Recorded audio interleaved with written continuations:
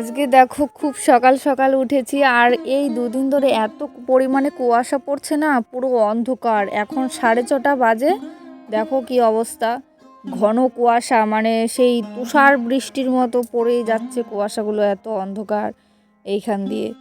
তা কি করব আর, আগের দিন তো তোমাদের বলেছি, আমি যখন আগের ব্লগটা করলাম তখন বললাম যে ছেলেকে নিয়ে স্কুলে যাব। আর এখন শীতের দিনের বেলায় এত কুয়াশা পড়লে মানে কি যে কষ্ট, হাউস ওয়াইফদের তারাই জানে, আবার তার মধ্যে যারা ব্লগিং করে তো প্রচণ্ড কষ্ট হয়ে যায়। এখন ধরো রান্নাঘরটা ঝাড়পোছ দিয়ে আমি এখন রান্না করব। আমি যদি এই পাশে এইসব ধরো বাসি কাজগুলো করতে যাই তাহলে প্রচণ্ড দেরি হয়ে যাবে। সেই জন্য রান্নাটা করে তারপরে ছেলেরে খাওয়াবো, গুছাবো, তারপরে স্কুলে যাব ছেলেকে নিয়ে। তো আমি রান্নাঘরে আছি, দেখো এখন বাজে 7:30 মতো বাজে, তবুও কি ঘন কুয়াশা, অন্ধকার। আমি সে রান্নাঘরের লাইটটা অন করে নিয়েছি আজকে। তো কালকে মাছ ছিল, আর এখন শীতের দিনের মাছ তো কিছু হয় না, রেখে দিয়েছিলাম ভেজে। তো মাছ রান্না করব। আমি সবজিগুলো কেটে নিয়েছি, এখানে আলু কেটেছিলাম আর বেগুন দিয়ে, আলু দিয়ে বেগুন দিয়ে সেই কী মাছ বলে না, রূপচাঁদা মাছ, রূপচাঁদা মাছ রান্না করব। আর এদিকে কেটেছি সেই শীষ পালং, বাড়িতে এসেছিলো সবজিওয়ালা সবজি বিক্রি করতে। আর শীষ পালং খেতে তো আমার দারুণ লাগে, ডাঁটাগুলো একটু শক্ত শক্ত থাকবে, আর যেগুলো একদম কচি কচি ডগা থাকে না সেগুলো খেতে কেমন সেই ঘাস ঘাস গন্ধ আসে, টেস্ট লাগে না অতটা খেতে। আর আমার ডাঁটা ডাঁটা পালং শাক এগুলো দেখে দেখে রেখেছি, বেশি করে রেখেছিলাম। আর এই ঘন কুয়াশার মধ্যে আমি সন্ধেবেলা দিয়ে দিই, সারা রাত কুয়াশার মধ্যে থাকে, একদম তাজা তাজা থাকে। আর তার মধ্যে মটরশুঁটি কিনেছিলাম, 500 মটরশুঁটি নিয়েছে, তোমার 20 টাকা নিয়েছে। আর মটরশুঁটিগুলো ভালোও না, সেই মানে কাঁচা পাকা সব একসাথে মেশানো, কিছু কচিও আছে। তো রান্না বান্না করেছি, আর আজকে মানে এত ব্যস্ততার মধ্যে ছিলাম না, অনেকটা লেট হয়ে গেছে। স্কুলে তোমার ফার্স্টের দিনই আমার লেট হয়ে গেছে, ধরো আমি গেছি তখন 10:20 মতো হবে, আমাকে বলেছিল যে পুরো 10টার মধ্যে পৌঁছাতে, তো লেট হয়ে গেছে 20 মিনিট। আর এইখানে তো ঘরে দিয়েছি, তো এখন স্কুলে আছি, স্কুলে গেছি, প্রথম দেখলাম কি পুরো বাবু হয়ে ভদ্র মানুষের মতো বসে পড়লো ফার্স্ট বেঞ্চে। তারপরে 1 ঘন্টা পরে মানে অনেকক্ষণ ধরেই ও কান্না করছিল, যখন ওরা সামলাতে পারেনি তখন ওরা বাইরে দিয়ে গেছে।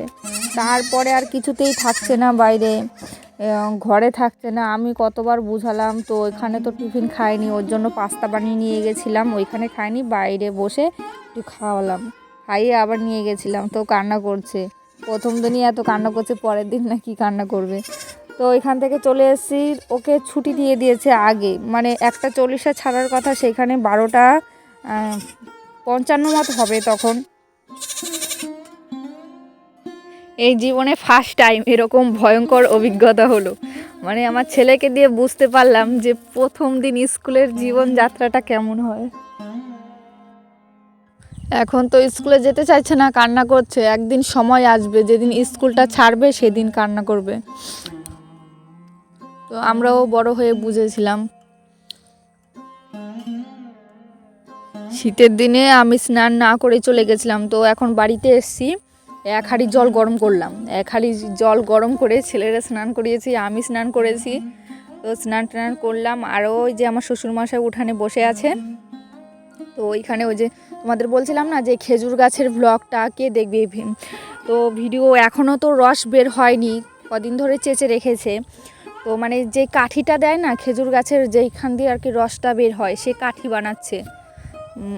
বাঁশের জারে গেছিলো কঞ্চি আনতে, কঞ্চি কেটে মানে চোকা করছে ওর মাথাটা, মুখটা চোকা করে তারপরে ওই গাছের মধ্যে গেঁথে দেবে। তো সেই জন্য আগে থেকে রেডি করছে, ওটা কেটে রোদে দিয়ে দেবে। তো এখন আমি পুজো দেবো, বাড়িতে চলে এসেছি। তো শাশুড়ি মা গেছে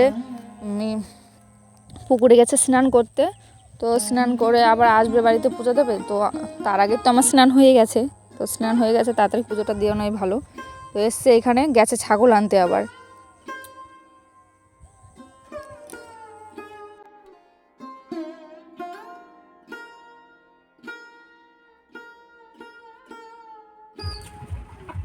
খিদে পেয়েছে, ওর মার কাছে যাবে।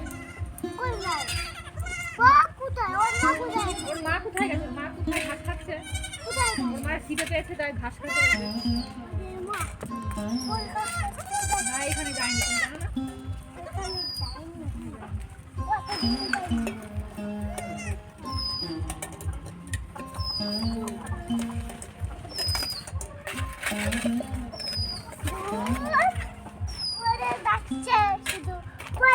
হ্যাঁ ঠাম্মি এখন পিছানি দেবে না তোমাকে। ওদের ভাগো ভাগো।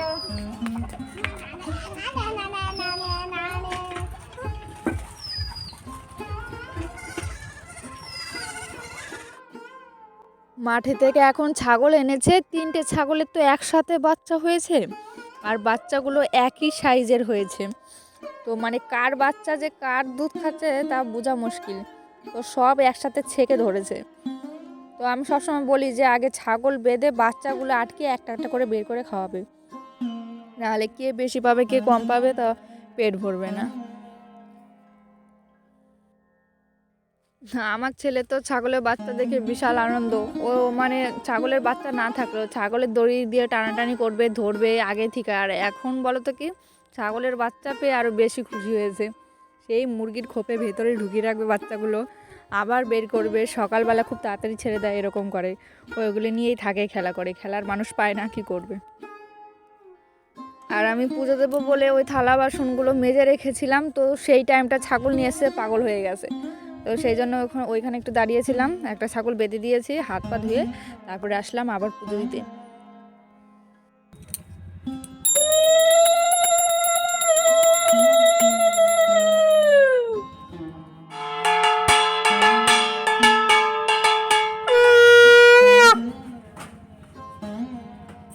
তো পুজো দেওয়া হয়ে গেছে, খেতে বসে একটু ছেলের সাথে দুষ্টুমি করছি। তো অন্য টাইমটা তো মানে বাড়িতে এসে তো আর কাছে পাইনি, তখন স্কুলে ছিল। তো এখন আমি ওকে বুঝাচ্ছিলাম কেন কান্না করছিলে তুমি, আর টয়লেট পেলে ম্যামরে বলবে। তো কোনো কথাই শুনছে না, বলছে আমি স্কুলে যাব না।